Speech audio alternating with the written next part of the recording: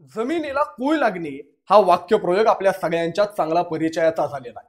कुळ म्हणजे काय, कुळ कसं तयार होतं, कुळाचे हक्क कुठकुठले असतात आणि शेत जमीन आणि कुळाचे काय कायदेशीर संबंध आहेत, सविस्तर जाणून घेऊयात या व्हिडिओच्या माध्यमातून।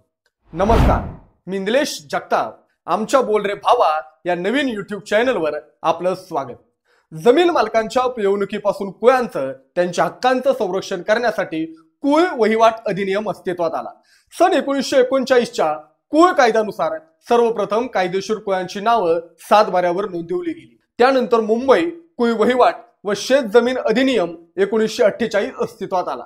2012 साली याचं नाव बदलून ते महाराष्ट्र कुळ वहिवाट व शेत जमीन अधिनियम असं करण्यात आलं। त्यानुसार दुसऱ्याची जमीन कायदेशीररित्या कसणारा किंवा त्या जमिनीवरती प्रत्यक्ष कष्ट करणारा जो माणूस असतो त्याला कुळ असं म्हणतात। कुळाबाबतच्या नोंदी गाव नमुना 7अ मध्ये करण्यात येतात।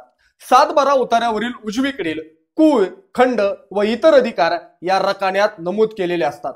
कुळाच्या जमिनी या भोगवटादार वर्ग 2 च्या जमिनी असतात। म्हणजे या पद्धतीमधील जमिनींचं हस्तांतरण करण्यावर शासनाचे निर्बंध आहेत। सरकारी अधिकाऱ्यांच्या परवानगीशिवाय या जमिनींचं हस्तांतरण होत नाही। कुळाचे प्रमुख प्रकार, कुळाचे प्रमुख 3 प्रकार पडतात। त्यामध्ये कायदेशीर कुळ, संरक्षित कुळ आणि कायम कुळ हे आहेत। कायदेशीर कुळ, कायदेशीर कुळ म्हणून कोणत्या व्यक्तीला मान्यता मिळते ते पाहूया। महाराष्ट्र कुळ वहिवाट व शेत जमीन अधिनियम 2011च्या कलम 4 अन्वये कुळ म्हणून मानवाच्या व्यक्तींची व्याख्या दिलेली आहे। अशी व्यक्ती जी दुसऱ्याच्या मालकीची जमीन कायदेशीररित्या कुळ या नात्यानं कसत असेल, जमीन मालक आणि अशा कुळात करार झाला असेल, असा कुळ जमीन प्रत्यक्षात स्वतः कसत असेल। जमीन कसण्याच्या बदल्यात कुळ हा जमीन मालकास नियमितपणे खंड देत असेल आणि जमीन मालक तो खंड स्वीकारत असेल, अशी व्यक्ती जमीन मालकाच्या कुटुंबातील नसेल, अशा व्यक्तीकडे ती जमीन घाण नसेल, अशी व्यक्ती पगारावर ठेवलेला नोकर नसेल आणि अशी व्यक्ती जमीन मालकाच्या किंवा जमीन मालकाच्या कुटुंबातील कोणत्याही व्यक्तीच्या प्रत्यक्ष किंवा अप्रत्यक्ष देखरेखीखालील जमीन कसत नसेल, अशी व्यक्ती कायदेशीररित्या कुळ आहे।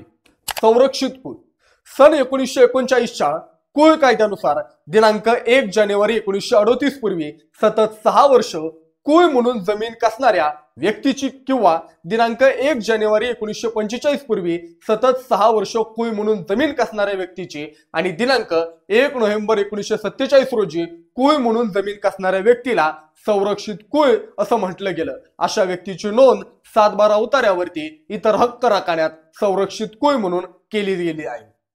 कायम कुळ, 1955 मध्ये कुळ कायद्यात सुधारणा येण्यापूर्वी ज्या व्यक्तींना वहिवाटीमुळे, रूढीमुळे किंवा न्यायालयीन निकालामुळे कायम कुळ ठरवलं गेलंय त्यांचा यात समावेश होतो। अशा व्यक्तीची नोंद 7/12 उतार्यावरती इतर हक्क राखण्यात कायम कुळ म्हणून केली गेली आहे। कुळाची जमीन वर्ग 1 कशी होते?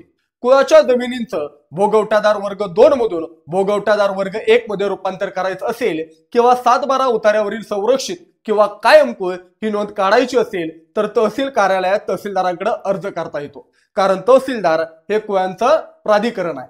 अर्ज कसा करायचा आणि नजराना किती भरायची याची माहिती तुम्हाला तहसील कार्यालयात सांगितली जाईल। यासाठी कोणती कागदपत्र लागतात ते आता पाहूयात। संबंधित जमिनीचे 1960 पासूनचे 7/12 उतारे, या 7/12 उतार्यावरील सर्व फेरफार नोंदी, खासरापत्र, कुळाचं प्रमाणपत्र, कुळांचं चलन, कुळाचा फेरफार एकदा अर्ज केला की तलाठी मंडल अधिकाऱ्यांकडून रिपोर्ट मागवला जातो। या जमिनी संदर्भात जमिनी संबंधित कुणाला काही आक्षेप आहेत का ते पाहण्यासाठी जाहीर प्रकटन दिलं जातं। संबंधित व्यक्तींना सुनावणीसाठी बोलावलं जातं। सगळं व्यवस्थित असेल तर जवळपास 1 महिन्यांमध्ये ही संपूर्ण प्रक्रिया पूर्ण होते आणि 7/12 उतार्यावरील कुळ निघून जाऊन भूधारणा पद्धतीत वर्ग 2 च्या जागी वर्ग 1 असं नमूद केलं जातं। म्हणजे जो अर्जदार आहे फक्त त्याच्या जमिनीच्या हद्दीपर्यंत वर्ग 1 असं नमूद केलं जातं। म्हणजे गटाचा कुळ असेल तर संपूर्ण गटाच्या नावासमोर वर्ग 1 असं लावलं जात नाही। कुळ कायद्यात आणखी सुधारणा होणार।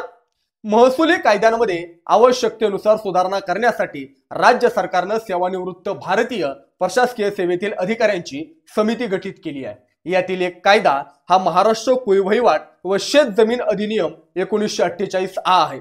25 ऑक्टोबर 2023 रोजी अभ्यास समिती स्थापन करण्यात आली। आता ही समिती कुळ कायद्यात बदल करण्याबाबत शासनाकडे शिफारस करते का करणार असेल तर नेमके कोणते बदल त्यात असतील हे समितीचा अहवाल शासनाला प्राप्त झाल्यानंतरच कळेल.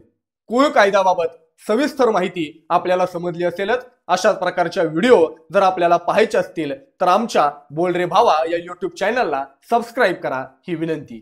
धन्यवाद.